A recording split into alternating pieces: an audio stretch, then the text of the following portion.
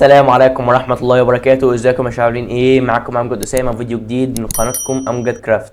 يلا بينا نبدأ الفيديو ده. طبعا هيكون عبارة ان انت ازاي تجيب عدة الغطس اللي تغطس بيها تحت المية وتقدر تعيش وتتنفس يعني تحت المية. فاول حاجة انت هتيجي على المكان ده في الخريطة، وهنا بالظبط تحت الخريطة في اخر الخريطة من تحت كده اهو، هو ده المكان. تيجي هنا اهو واخد نطة جريئة، ايوه نطلع فوق، مش عايزين المية دي، ايوه هو المركب ده كده اهو. تروح راكب المركب، تمام.